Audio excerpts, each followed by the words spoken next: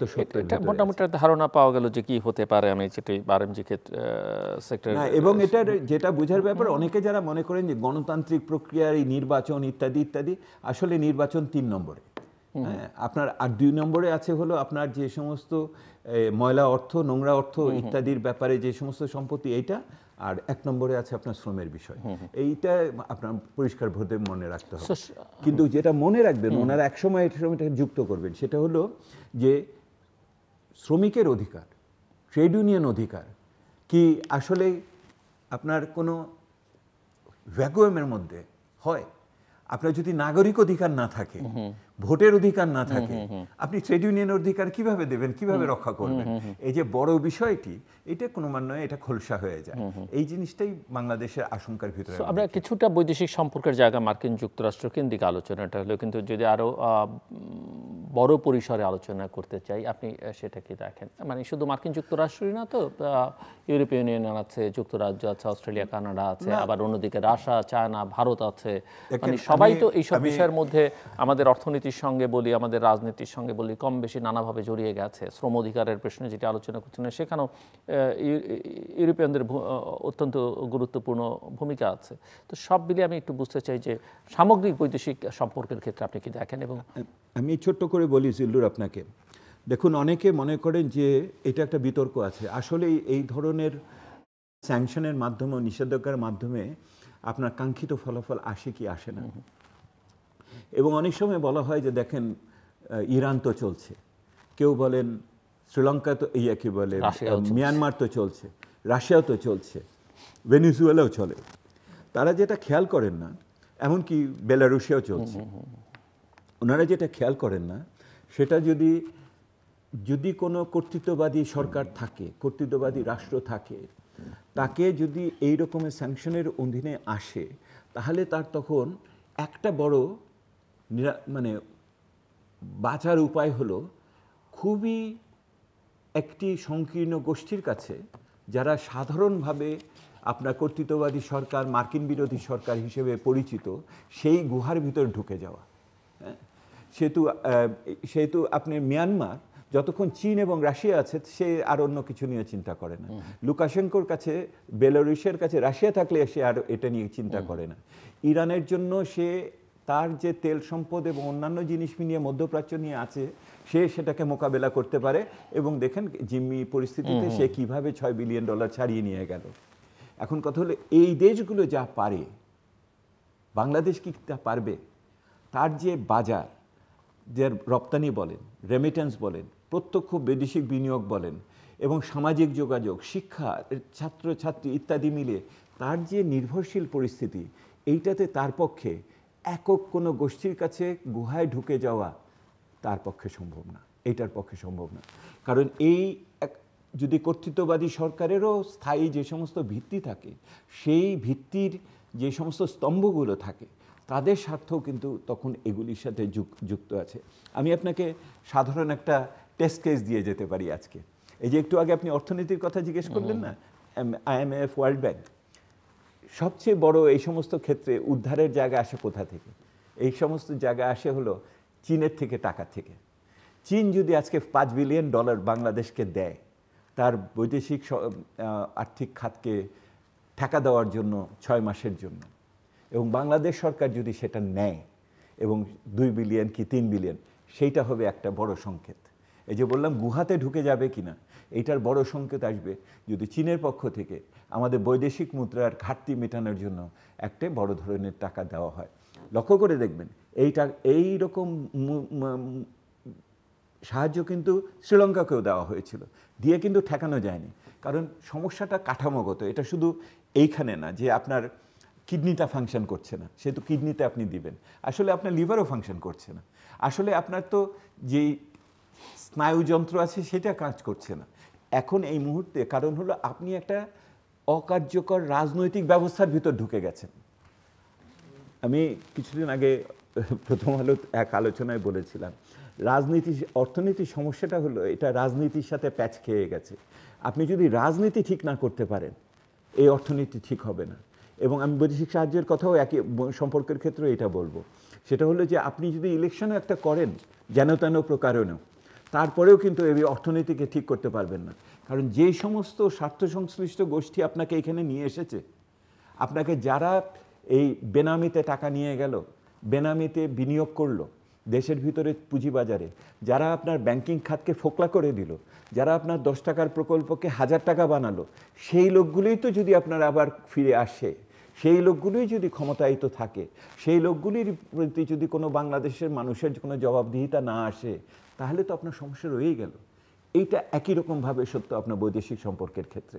কারণ বৈদেশিক সম্পর্কের ক্ষেত্রেও আগে আপনি যে ভারসাম্যপূর্ণ অবস্থায় দেখে সবার সাথে মিলে চলতে চেয়েছেন, সেইটাতে আপনি কিন্তু যেটা আপনি বলছেন ডক্টর দেবপ্রিয় ভট্টাচার্য, আমরা যে চীন যদি 2 বিলিয়ন 3 বিলিয়ন ডলার দেয় কি করতে পারে, হয়তো আমরা অনেক দূরের দিকে না থাকে 3 মাসের জন্য রক্ষা যদি পেতে চাই, আপাতত বাঁচি তো পরেরটা পরে দেখা যাবে, সেইভাবে যদি বাঁচতে চাই, কিন্তু চীন আসলে কিভাবে এই টাকাটা দিতে পারে বলে আপনার ধারণা? কতদিনের জন্য তারা এরকম 2-3 বিলিয়ন ডলার আপনাকে দেবে এবং কোন শর্তের ভিত্তিতে দেয়? না, তারা তো অনেক কিছুই সেই অর্থে করতে পারে। দেখুন, এটার করার সুযোগ আছে। আমরা অর্থনীতিবিদরা এগুলি সাজেশন দিয়ে থাকি, পরামর্শ দিয়ে দিই। যেমন ধরুন, চীনের থেকে আমরা বড় ধরনের আমদানি করি, তো সে আমদানি টাকাটা সে ওখানে মিটিয়ে দিতে পারে। আপনাকে এখানে টাকা পাঠানোরও তো দরকার করে না।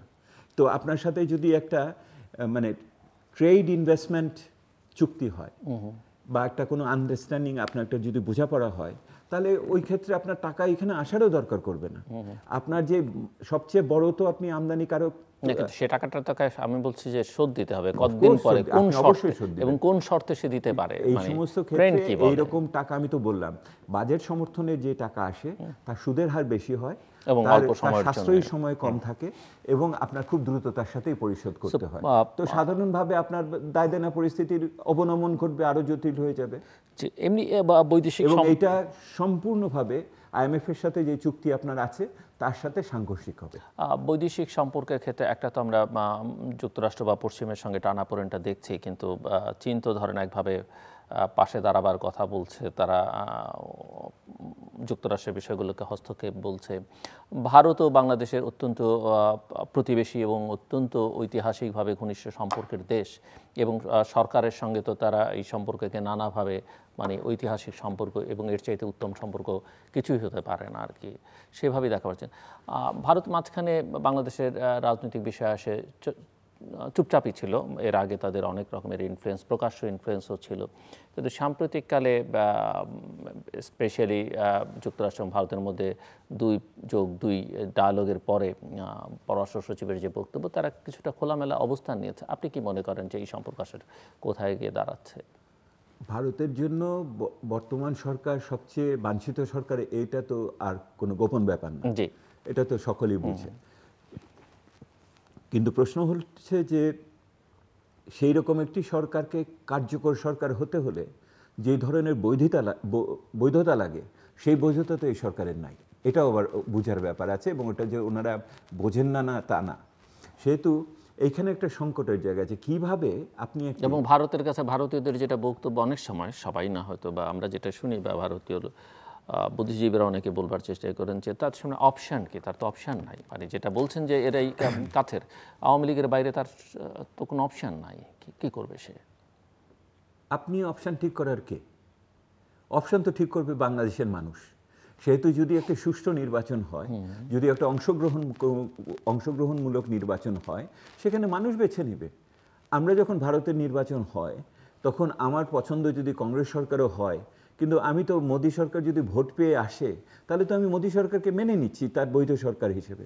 বাংলাদেশেও যদি এমন কোনো সরকার আসে যেটা নির্বাচনের মাধ্যমে মানুষের চাহিদা অনুযায়ী, যে যারা নতুনভাবে বিভিন্ন সম্পর্ককে মূল্যায়ন করতে পারে, পুনর্বিবেচনা করতে পারে, তো সেরকম তো আপনার তো এটা তো হলো গণতান্ত্রিক মনোভাবের ব্যাপার। আপনার একটা আকাঙ্ক্ষা থাকতে পারে, কিন্তু আপনি সেই আকাঙ্ক্ষাকে আপনি চাপিয়ে দেওয়ার বা অন্য কোনোভাবে কার্যকর করার সুযোগ দ্বিপাক্ষিক সম্পর্কে থাকার কথা না। দেখুন, মার্কিন যুক্তরাষ্ট্র বারবার বলছে, আমি কিন্তু কোনো সরকারের পক্ষে, কোনো দলের পক্ষে না। যখন ভারত সরকার বলল যে আমি এইখানে মানে গণতান্ত্রিক প্রক্রিয়াতে অভ্যন্তরীণ ব্যাপার, হ্যাঁ, এবং তখন তো এই কথা বলল না আমি কোনো দলের পক্ষে না, বুঝেছেন? তো এই সমস্ত জায়গায় কথার ভিতরে কথার ফাঁকে আপনাকে এই জায়গাটাকে বুঝতে হবে। কিন্তু ভারত সরকারের, কিন্তু ভারত অত্যন্ত ম্যাচিউরড একটা ডেমোক্রেটিক কান্ট্রি এবং তাদের তো ভারত তারা সরকারের ডিপ্লোমেসি তো অনেক অ্যাডভান্স আমাদের চাইতে। আমি যেটা বুঝি জিল্লুর, সেটা হলো ভারত সরকারের সবচেয়ে বাংলাদেশ বড় নিয়ে কথা দুশ্চিন্তার বা চিন্তার কারণের যৌক্তিক কারণ আছে। সেটা হলো যে বাংলাদেশের সবচেয়ে বড় হলো শান্তি এবং স্থিতিশীলতার বিষয়। বাংলাদেশ একটা তো সময় গেছে যে বাংলাদেশের জমিন থেকে ভারতের বিরুদ্ধে বিভিন্ন ধরনের সশস্ত্র অভিযান তৎপরতা হয়েছে। এটা তো সত্য যে ও সেই সমস্ত লোকেদের অস্ত্র দেওয়ার জন্য 10 লাখ অস্ত্র আমাদের দেশ দিয়ে ব্যবহার করার চেষ্টা করা হয়েছিল। তো একই রকমভাবে যে জিনিসটা আছে যে আমাদের দেশের সাথে এখন যে ধরনের বহুপাক্ষিক সম্পর্ক গড়ে উঠেছে, সেই সম্পর্কগুলোকে চলমান রাখা তাদের আকাঙ্ক্ষার ভিতরে আছে। এবং একই রকমভাবে আছে যে বাংলাদেশের ভিতরেও যে আপনার ধর্মীয় সংখ্যালঘুরা আছে, ভারতেও যে ধর্মীয় সংখ্যালঘুরা আছে, এই দুটির কারণে এক দেশের সংখ্যালঘু আরেক দেশে কিন্তু তারা সেই অর্থে সংখ্যাগুরু আবার ঠিক উল্টোভাবে। তো তাদের ভিতরে সম্পর্ক নষ্ট হলে এক দেশে অন্য দেশের শান্তি নষ্ট হয়, এই চিন্তাগুলি ওনাদের ভিতরে আছে। সেহেতু আমাদের বিবেচ্য বিষয় হলো যে এই সমস্ত সম্পর্কগুলোকে যেমনভাবে মার্কিন যুক্তরাষ্ট্রের সাথে, ইউরোপের সাথে, এমনকি চীনের সাথে, একই রকমভাবে ভারতের সাথে এক ধরনের দ্বিপাক্ষিক দ্বিদলীয় সমঝোতাতে যেতে হবে। যেই দ্বিদলীয় সমঝোতাতে সরকার বদলের সাথে সাথে দ্বিপাক্ষিক সম্পর্কগুলো যেন উত্থান পতন না হয়। ভারতের দিকে তাকিয়ে দেখেন, মার্কিন যুক্তরাষ্ট্রের সাথে সম্পর্ক মনমোহন সিং নিউক্লিয়ার দিয়ে করেছে, মোদি সাহেব সেটাকে কোন পর্যায়ে নিয়ে গেছেন। সরকার বদলের কারণে মার্কিন যুক্তরাষ্ট্রের সাথে সম্পর্ক তাদের কোনো সমস্যা হয়নি। বাংলাদেশের সাথে সম্পর্ক ঐতিহাসিকভাবে কংগ্রেসের সাথে, এই আওয়ামী লীগ সরকারে, কিন্তু এখন মোদী সরকারের সাথে কি কোনারা কম করছেন? মানে মোদী সরকার কি বাংলাদেশের সাথে কম করছে? সেহেতু দেখেন ওনারা দ্বিপাক্ষিক সম্পর্কে, আমরা কি করি? আমরা দ্বিপাক্ষিক সম্পর্কে আমাদের অভ্যন্তরীণ রাজনীতির কুটচালে ফেলে দিয়ে ফলাফলটা কি দাঁড়ায়? ওনাদেরটা নিয়ে যায়, আমরা আমাদেরটা আদায় করতে পারি না, আমরা দুর্বল হয়ে যাই। এবং এখন যে এই মুহূর্তে বিদেশিরা এইরকম করতে পারছে, এটা একটা বড় কারণ হলো শেষ বিচারে আমাদের অভ্যন্তরীণ দুর্বলতা এবং আমাদের যে ঐক্যমত্যের অভাব ইত্যাদি। আমি যেটা জিল্লুর আপনাকে আজকে বলে যেতে চাই, আবার 6 মাস পরে যদি আসি তখন হয়তো দেশের পরিস্থিতি দাঁড়াবে, সেটা হলো আমি এখন পর্যন্ত দেখছি না এই নির্বাচনের যেই পথরেখাতে আমরা আগাচ্ছি, এটা দিয়ে বাংলাদেশের যে মৌল সমস্যা, সেই সমস্যার সমাধান হবে। নির্বাচন হলেও হতে পারে, কিন্তু তাতে সমস্যার সমাধান আমি দেখি না। বাংলাদেশের সাম্প্রতিককালে মৌল রাজনৈতিক সমস্যার জায়গা হলো দুটা, অনেকভাবে বলা যায়, কিন্তু আমি দুটার বেশি মনে রাখতে পারি না, এই জন্য দুটোর কথা বলি। প্রথম সমস্যাটা হয়েছে বৈধতার সমস্যা। আমাদের সাংবিধানিক বৈধতা হয়েছে, কিন্তু রাজনৈতিক বৈধতা ছিল না।